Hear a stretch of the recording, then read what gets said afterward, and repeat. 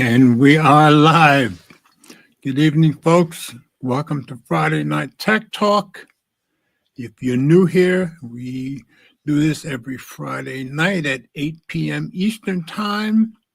And we go over through some articles from tech from the last week or so. And and Eleanor's in here. Brian was the first one in there. He was in here about 1:45.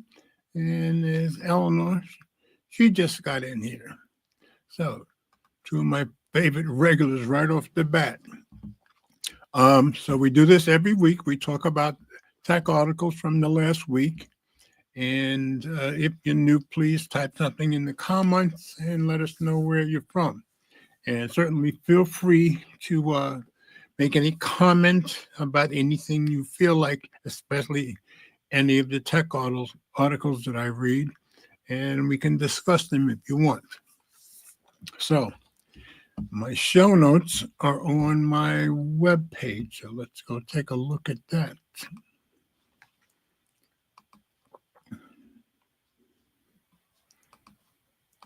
So if you go to mobilegreaser.wordpress.com, and if you just click on today's date, you'll get the show notes just for tonight's show. And as I normally do, while we're here, I'll give you a little preview of what we're going to talk about tonight. Now, there was not that I'm aware of anyway, no big events this week. So I try to pick stories that I think will be interesting to tech heads like me. And so this week, these are the stories that I picked, and try to get stories that you probably won't see every place else. So I saw this on Phone Arena, and Galaxy S24 users this December security update is important, install as soon as possible. So that's if you have it, and we'll go through that article first. Then there was an outage this week. You know, I always try to give you an article about whatever outage we had. There was also a ChatGPT outage. I chose not to go over that one, but Meta had a pretty big outage and on Wednesday. So I pulled it up from Tech Radar, and we'll talk about that. And I won't read all of that, but usually, I just show you the highlights of what happened. I was out doing work. Well, I was here doing some work and out bicycle riding, so I didn't even know about the outage until after it happened. Third story, Texas to lead in government Bitcoin technology. Seems like Texas wants to get in on the Bitcoin thing, and they want to be one of the leaders. So I found that on CNBC.com. And then I just said new competition for SpaceX and Blue Origin. Seems like this company, Rocket Lab, that's out of Australia, it's been around since 2006, I think. And they're starting to get a lot of press. So one more good space company would be a very good thing. And again, I found that one on CNBC.com. And then I just said Zuck getting onto Trump's good side. He and Trump have not had the best relationship over the years. Well, I think Zuckerberg is pretty determined to change that. I found that story on The Verge. And lastly, I just found that interesting story. Trump may split the NSA and Cybercom into two separate agencies because they've been run by one person and still are right up to the moment.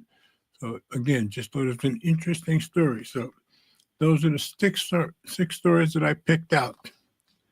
Now, haven't heard from Ted. We haven't heard from Ted in, I don't know, a month or so. And we were blessed enough to have Mike and Will a couple of weeks ago. And if you all remember, they both said they were going to be here for the last Friday of the year. So we will see, which is 2 weeks away. So any of them come in, of course, they'll be welcome, and it always makes the show better. Other than that, you get me, and of course, it'll be a lot quicker show. So nothing else new in the comments. So we'll go back to the show notes, and we'll start up with the stories. So first one, Galaxy S24 users December security update is important to install as soon as possible. So go to Phone Arena. Galaxy S24 users need to install the December security update ASAP. Here's why. This was published yesterday by Alan Friedman. So let's drop into Reader View, get rid of the ads.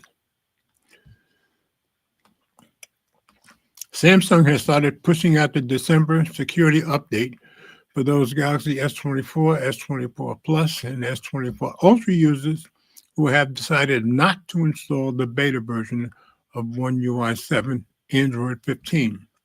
Sure, security updates don't include new features, and the impact of these updates is not something tangible that you can see.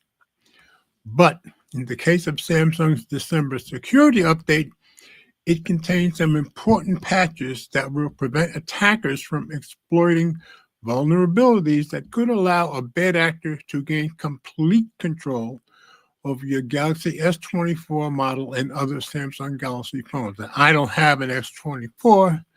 I have an S21. But, Ted's in here.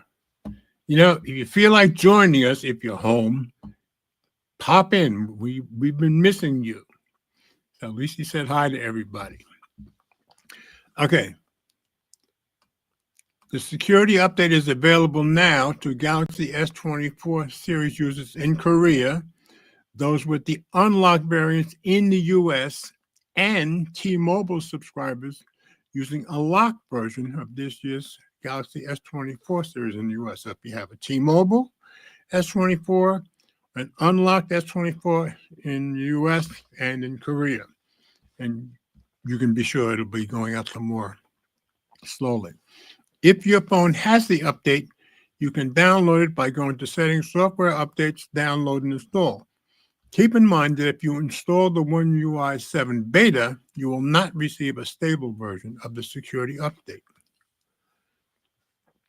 The December Samsung security update includes 6 patches. It's the important stuff to fix issues deemed to be critical. These 6 include CVE 2024-38408, 43096, 43770, 43771, 49747, and 49748. And they're going to tell us about which is the bad ones here. Another vulnerability, 49415, is an issue created by Samsung. So Samsung's causing their own problems, but they'll patch it. The company warns that if this last flaw is not patched, it will allow remote attackers to execute arbitrary code. So Samsung is admitting they screwed it up. They want you to install this to fix it. As a result, you must patch CVE 2024-49415 because if the vulnerability is exploited, it could lead an attacker to execute malicious code on your device remotely. You don't want that. The attacker could get control over the system, allowing him, what do they say? It could be him or her, to deploy ransomware, steal sensitive and personal data, and generate other attacks on the system. This fix alone should have those with a Galaxy S24 series handset scurrying to install the December Samsung security update as soon as it arrives. So you want to, if you've got it, as soon as you see it there, download it. 49415 unpatched can allow a remote attacker to execute malicious code on your phone. Believe it or not, 49415 is not the most dangerous exploit that needs to be patched. So there's even worse stuff. The most important fix that comes with the December Samsung security update is one from Qualcomm that repairs a critical flaw involving Snapdragon chips CVE 2024-43047. So another reason to do it right away. Google noted that this vulnerability was being exploited on a limited basis, so people have used it. A patch for this vulnerability was released by Qualcomm in October and was made available for Pixel phones in November, so it's been around a little while. The good news for those rocking one of the Galaxy S24 series handsets is that 43047 doesn't affect Sammy's 2024 flagship phones. But the aforementioned CVE 2024-49415 does, which means that no matter which Samsung phone you own, it is imperative that you install the December Samsung security update as soon as you can. So I would say, whatever phone you have, if you see the update is ready to be downloaded, go ahead and get it downloaded and updated. So it was a good idea to start with that one. So, all right, nothing else new here. If Ted does come in, I'll let you guys know, and we'll have a better show, of course. So we will move on. Okay, Meta outage. That was Wednesday. Facebook, WhatsApp, Instagram, Threads, December 11th. So we'll just go through that real quick. Facebook, WhatsApp, Instagram, and Threads were down. Here's what you need to know. These top social media and communication platforms had a rough afternoon. This was all Wednesday. And it was last updated by Lance Ulanoff 2 days ago. Let's get into review. Instagram, Threads, Meta, and WhatsApp, virtually all of Meta's main services, suffered outage on Wednesday afternoon. While none of the platforms appeared to return 500 errors, many stopped updating and refused to accept posts. So you could pull them up, but I guess you couldn't do much. Down Detector shows a massive increase in outage reports for all the services starting at about noon ET, so that would have been noon Wednesday, Eastern time. Since then, they've slowly and almost completely recovered. Other unrelated sites and services, according to Down Detector, also appeared to be struggling at the same time, including Amazon's AWS, which is companies all over the world use that, which backs many of the popular sites and services throughout the internet and even Reddit. On Threads, it updates itself sometimes. On Threads, we couldn't upload images or refresh our feeds. On Instagram, notifications were empty, so it was doing different things to different apps. We've contacted Meta for comment, and we'll update this live blog with its response. The good news is that most of Meta's platforms now appear operational. Here's how it all went down and came back up.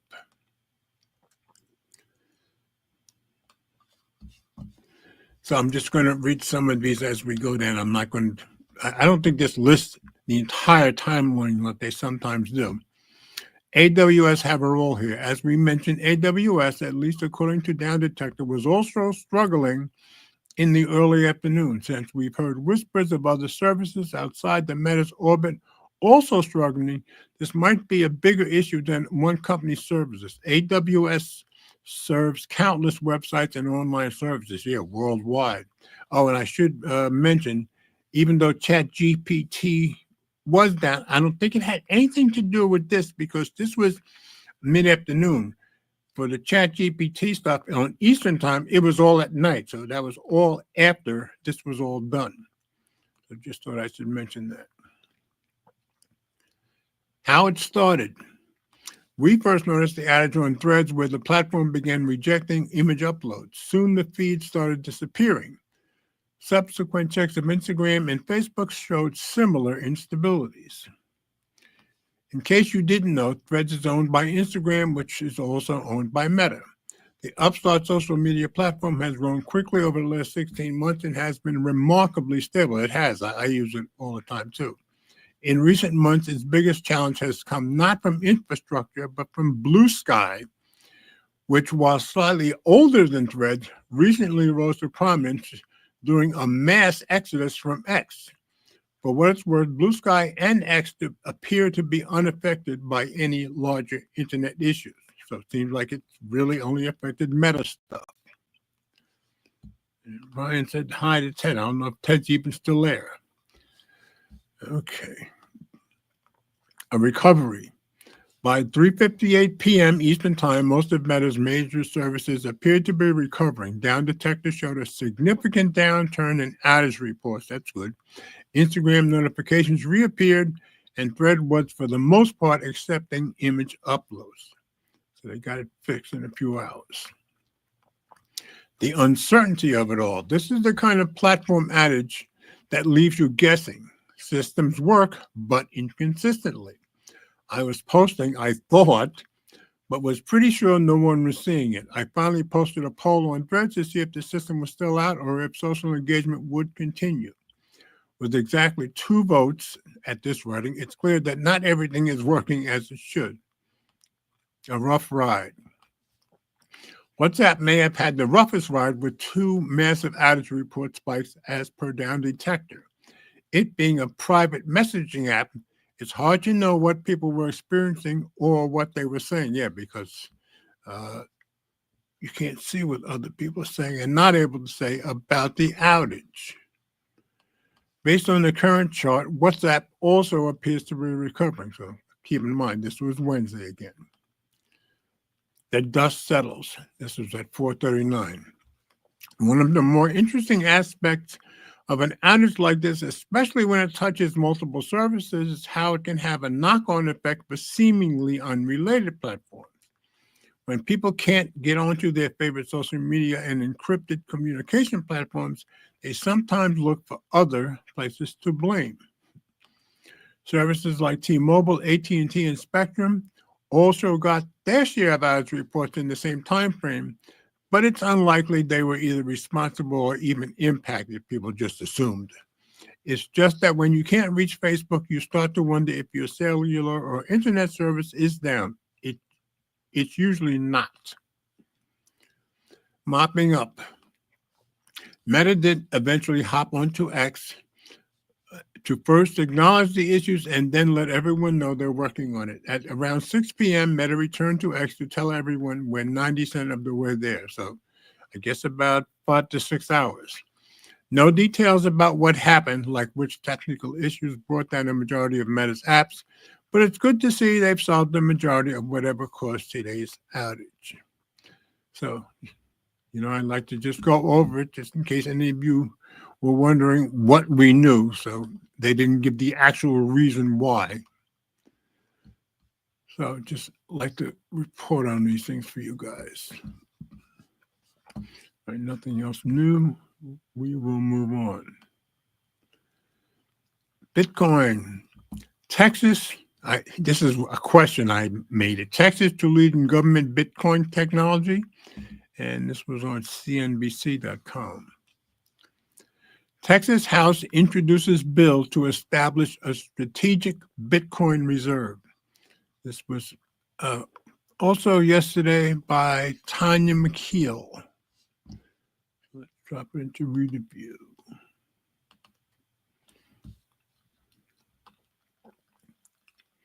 Legislation was introduced in the Texas House of Representatives on Thursday to establish a strategic Bitcoin reserve, which could serve as a proving ground for the U.S. Treasury. The proposed bill would enable the state to start building a strategic Bitcoin reserve by accepting taxes, fees, and donations in Bitcoin that would be held for a minimum of 5 years. Wow. Republican State Representative Giovanni Capriglione announced on the X Spaces event Thursday. The Texas bill arrives to provide a way to strengthen the state's fiscal stability and establish it as a leader in Bitcoin innovation, according to the Satoshi Action Fund, a nonprofit Bitcoin advocacy group that worked with Capriglione on the bill. Probably the biggest enemy of our investments is inflation, Capriglione said. a strategic Bitcoin reserve, investing in Bitcoin would be a win-win for the state. I just filed the bill entitled An Act Relating to the Establishment of a Bitcoin Reserve within the State Treasury of Texas and the Management of Cryptocurrencies by Government Entities. That's a long title, he said later. Texas is not only the second largest economy in the U.S., and the 8th largest in the world. I didn't know that until I read this. So if Texas was its own country, it would be the 8th largest economy in the world. It also has the highest concentration of Bitcoin miners in the country. The hope is that some of them will begin paying their taxes in cryptocurrency. The initial proposal does not include a direct Bitcoin purchasing strategy. My goal is to make this bill as big and as broad as possible, Capriglione said. This initial step is to allow some optionality and flexibility on it, but if I am able to get support from other legislators, we will make it even stronger. The drumbeat for a national strategic Bitcoin reserve, one of President-elect Donald Trump's crypto-friendly campaign promises, has grown louder since the election. Bitcoin has rallied more than 45% as hopeful investors bet the establishment of one will further boost its price. Yeah, its price has gone way up in the last couple of weeks.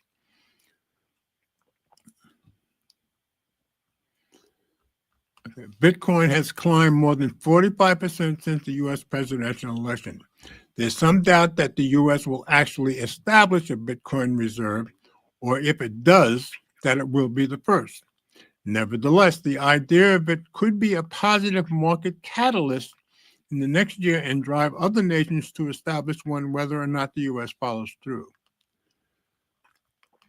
It's unlikely to occur, but it helps get animal spirits back into the market, Needham's John Todaro told CNBC, adding that it's also unlikely to drive material price gains, as we do not expect the U.S. government will purchase Bitcoin in any meaningful capacity, but it's an item that drives excitement and optimism. But there have been price gains, that's for sure.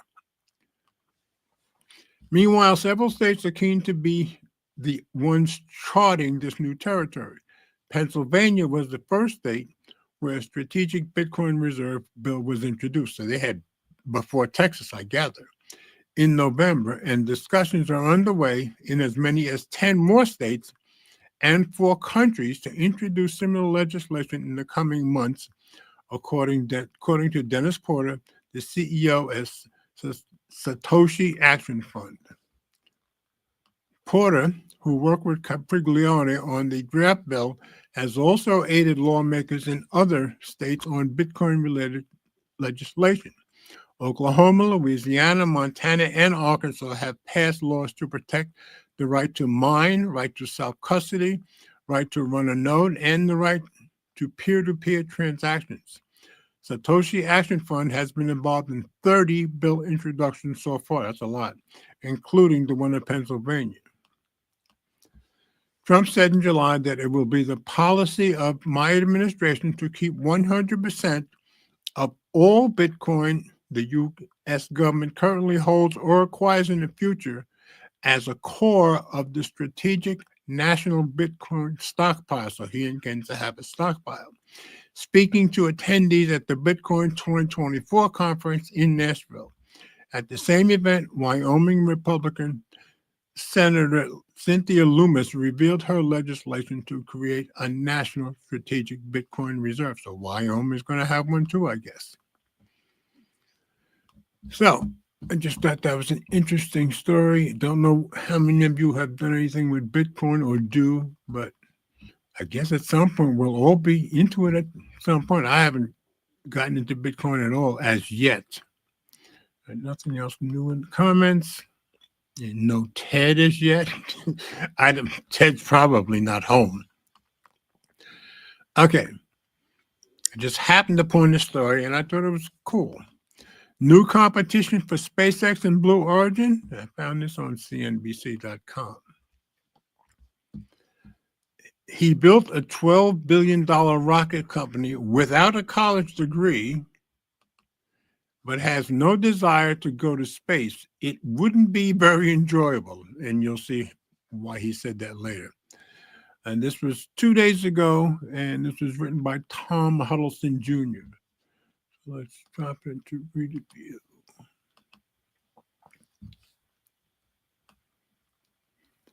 Rocket Lab CEO Peter Beck is perfectly content watching the rockets his company builds reach the heavens while his feet remain firmly planted on Earth. Some people have this burning desire to go into space. I just have a burning desire to create things to enable others to go into space, says Beck, 47.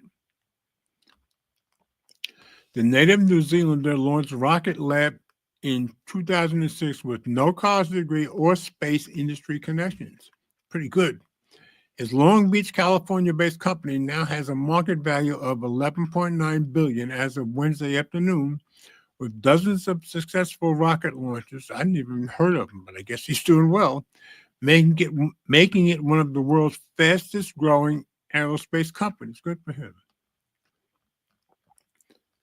Beck has a net worth of $1.3 billion, Forbes estimated in November. Jeff Bezos and Richard Branson, two other billionaires with aerospace companies, have made the trek to outer space. But Beck insists he's not interested, citing one of the very traits that helped him successfully build his company, a healthy degree of paranoia. I know the feeling. The Rocket Lab CEO says he's extremely hands-on while planning and preparing Rocket Lab's missions, and his obsession with the granular details would prove too distracting for him to relax and enjoy the space travel. I can see that. He has so much respect for astronauts, particularly those with engineering backgrounds, who understand the danger of space travel and do it anyway, he says. I would just be thinking of all the safety factors on the valves and the structures that are beneath me, says Beck. So I don't think it would be very enjoyable at all. That makes sense.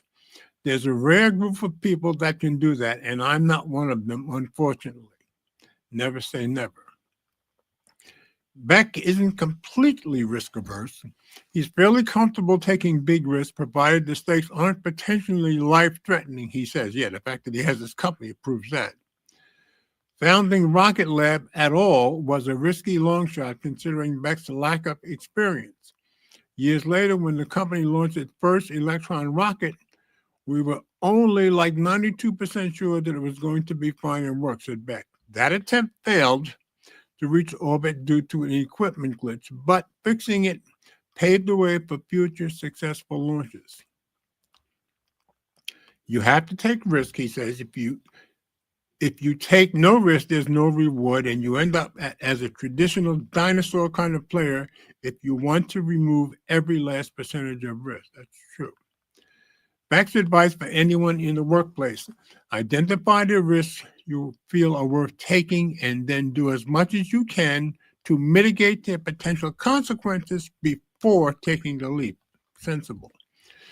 That means doing a lot of research and preparing for every potential outcome, good, bad, or in between. As a programmer, that's what you have to do too, before choosing to take action. Broadly speaking, Branson shares a similar outlook on risk-taking.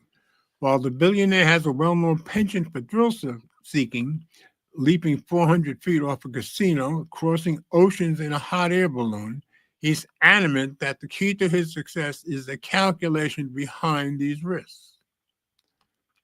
I've always believed in protecting the downside, thinking through what could go wrong and how to limit the damage, Branson told Forbes last month. That's the smart way to approach risk. At the same time, trusting your instinct is the key. If something feels right, even when the odds are tough, I'm a believer in going for it. I agree. But Beck maintains a more analytical stance when it comes to stepping foot on a rocket and propelling himself into outer space.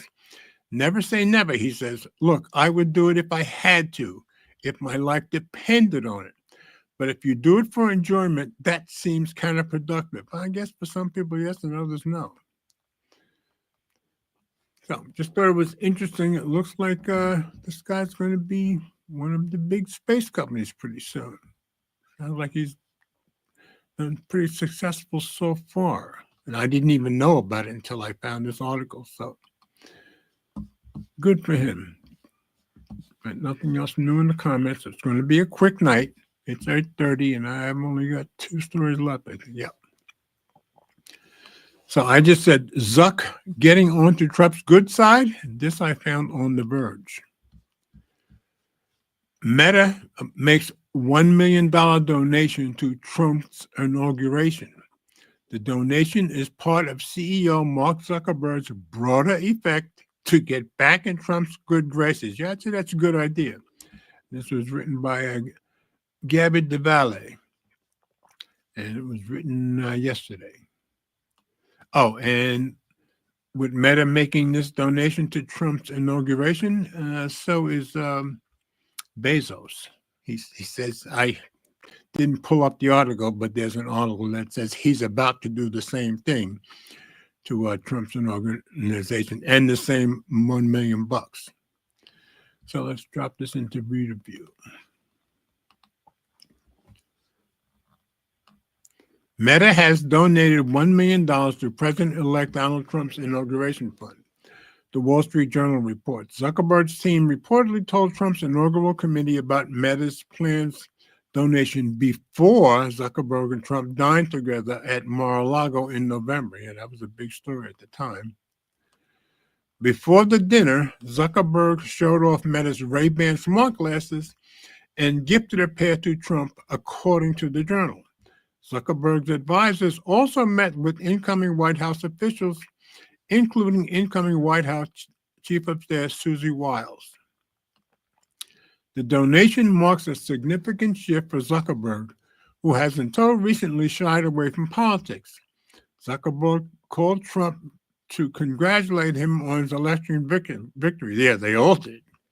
But he didn't publicly endorse a candidate in 2020, and as Meta spokespeople have repeatedly emphasized, he also didn't endorse anyone in 2024, despite Trump's claims that Zuckerberg called him to say there's no way he could vote for a Democrat after the attempt on Trump's life at a Pennsylvania rally. Zuckerberg also called Trump's reaction to the shooting badass. Yes, he did. Still, Zuckerberg has made increasingly unsubtle overtures to Trump, so he's making it pretty clear, who has threatened the Facebook founder over the years. The dinner and the donation are signs that the notoriously rocky relationship between Zuckerberg and Trump is starting to soften. Trump has had it out for Zuckerberg since Facebook banned his account in the wake of the January 6th riots, and at one point said Zuckerberg should be jailed due to Facebook's alleged interference in the 2020 election. So seems like Zuckerberg is pretty determined to get in good for Trump. Probably a good idea. So again, just an interesting story. And down to my last story. Trump may split the NSA and Cybercom into 2 separate agencies, and this was on Gizmodo. Trump may split up America's cyber agencies. The NSA and Cybercom have long had a shared leadership structure, but that could be ending soon. And this was published by Lucas Ropek yesterday. So to read a view. The U.S. government has spent years debating what the exact bureaucratic structure that governs America's cyber agencies should be. Some people think there should be one person overseeing both the National Security Agency and the U.S. Cyber Command, the current situation. So right now there's only one person over both. While others believe the agencies should have their own leadership and be more siloed.